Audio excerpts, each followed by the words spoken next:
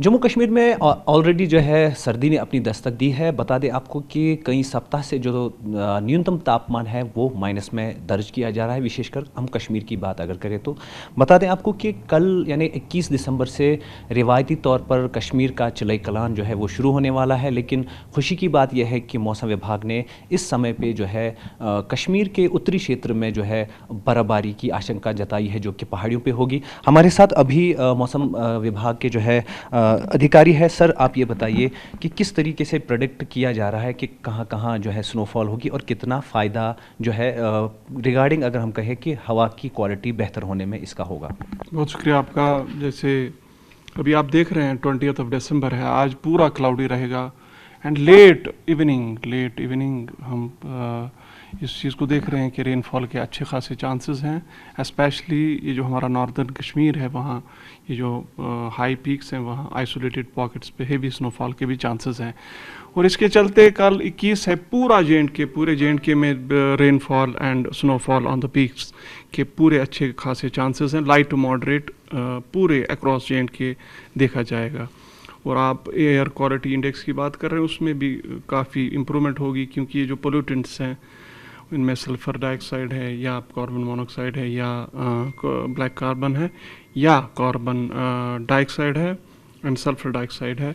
इसके चलते ultraviolet particular matter 2.5 and 10 UVPM 10 उसमें बड़ी इम्प्रूवमेंट हो जाएगी। और ऑलमोस्ट ये जो cold related and pollution related disease हैं उनका खात्मा हो जाएगा।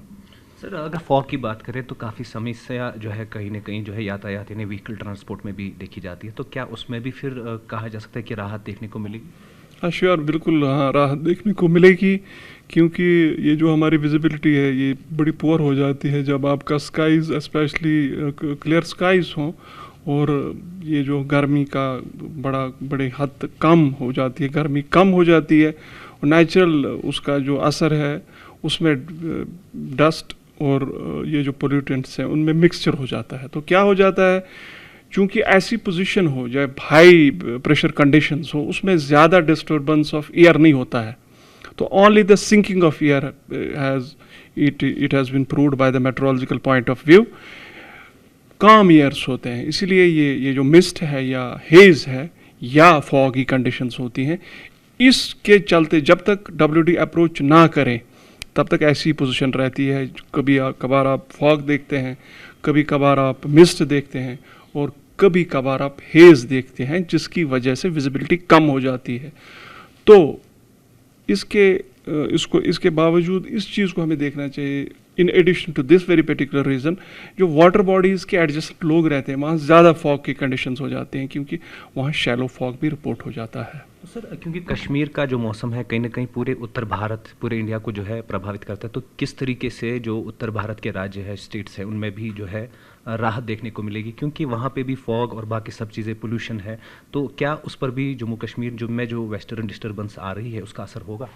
देखिए सर, उमूमी जब यहाँ डिस्टर्बेंस होता था वहाँ भी इसका असर खासा अच्छा रहता था, लेकिन ये जो अभी हमारा WD कल या शाम को अप्रोच कर रहा है, इसमें हिमाचल में थोड़ा कुछ ज़्यादा असर हो जाएगा, लेकिन उतना नहीं। इनफैक्ट यहाँ से जो WD जाता था वो हिमाचल प्रदेश को छोड़ के फिर राइट टर्न लेता था, इवन दिल्ली को भी वो हिट करता था in the form of rain. लेकिन अभी मेरे ख्याल में उतना इसमें इतनी जान नहीं है, तो इसका असर सिर्फ कश्मीर, जम्मू कश्मीर और हिमाचल प्रदेश के कुछ आइसोलेटेड प्लेसेस पे हो सकता है। Thank you sir. तो कुल मिलाकर कहना है अधिकारियों का कि इस वेस्टर्न डिस्टर्बेंस जो कि अप्रोच कर रही है जम्मू कश्मीर में, उसका जो असर है वो कहीं ना कहीं जो है जम्मू कश्मीर और हिमाचल प्रदेश के कुछ इलाकों में हो सकता है। हालांकि जो पहले देखा जाता, अगर स्ट्रॉन्ग वेस्टर्न डिस्टर्बेंस होती है तो उसका असर कहीं ना कहीं उत्तर भारत के राज्यों में भी देखा जाता है। कैमरामैन सईद मुर्तज़ा के साथ महराज अहमद, TV9 भारतवर्ष, श्रीनगर।